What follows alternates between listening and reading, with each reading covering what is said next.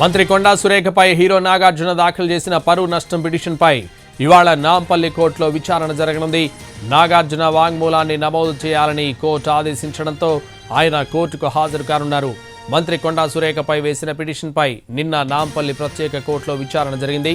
తమ కుటుంబ గౌరవాన్ని ప్రతిష్టను దెబ్బతీసేలా సురేఖ వ్యాఖ్యలు చేశారంటూ నాగార్జున న్యాయస్థానాన్ని ఆశ్రయించారు. మంత్రి సురేఖపై క్రిమినల్ చర్యలు తీసుకోవాలని పిటిషన్లో పేర్కొన్నారు.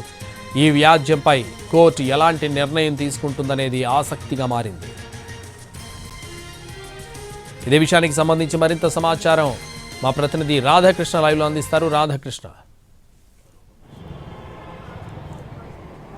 సంతోష్ తన కుటుంబంపై అనుచిత వ్యాఖ్యలు చేశారంటూ రాజకీయ లబ్ధి కోసమే తన కుటుంబంపై పరువు పోయేలాగా వ్యాఖ్యలు చేయడం జరిగింది మంత్రి కొండా సురేఖ అంటూ ఆమెపై క్రిమినల్ కేసుతో పాటు పరువు నష్టానికి సంబంధించిన పిటిషన్ని అతను స్పెషల్ మేజిస్ట్రేట్ కోర్టులో దాఖలు చేయడం జరిగింది హీరో నాగార్జున. దీనికి సంబంధించి నిన్న కోర్టు విచారణ చేపట్టడం జరిగింది. ఇరు వర్గాలకు సంబంధించి అంటే ఇటు న్యాయమూర్తికి ఇటు నాగార్జునకు సంబంధించిన కౌన్సిల్ వాదనలు విన్న తర్వాత ఇవాళ స్టేట్మెంట్ రికార్డ్ చేయడానికి ఇవాళ నాగార్జున రావాలంటూ కూడా కోర్టు నాగార్జున కౌన్సిల్కి సూచించడం జరిగింది. ఎందుకంటే పిటిషన్ దాఖలు చేసిన వ్యక్తి యొక్క స్టేట్మెంట్ని ఖచ్చితంగా రికార్డు చేయాల్సి ఉంటుంది. అతను ఇవాళ ఖచ్చితంగా ఈ స్పెషల్ మేజిస్ట్రేట్ కోర్టుకి హాజరు కావాల్సి ఉంటుంది. కోర్టు న్యాయమూర్తి ఈ స్టేట్మెంట్ని ఇవాళ రికార్డు చేస్తారు. అలాగే నాగార్జునకు సంబంధించిన స్టేట్మెంట్ రికార్డు చేయడంతో పాటుగా ఇద్దరు సాక్షులకు సంబంధించి కూడా రికార్డు చేయాలంటూ కూడా కౌన్సిల్ కోరడం జరిగింది. దీనికి కూడా కోర్టు ఒప్పుకోవడంతో ఇవాళ పిటిషనర్ దారుడు నాగార్జునతో పాటుగా అతను పేర్కొన్న ఇద్దరు సాక్షులకు సంబంధించిన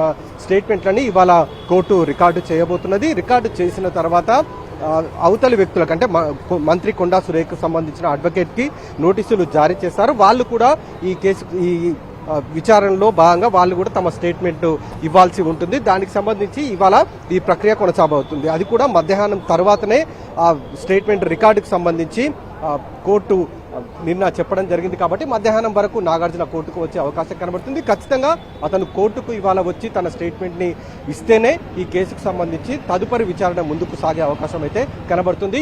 ఈ కేసుకు సంబంధించిన పూర్తి విచారణ ఇవాళ నాగార్జున ఇచ్చే స్టేట్మెంట్ అలాగే అతను పిటిషన్లో పేర్కొన్న ఇద్దరు సాక్షులకు సంబంధించిన స్టేట్మెంట్ల రికార్డు పైనే ఆధారపడి ఉంటుంది.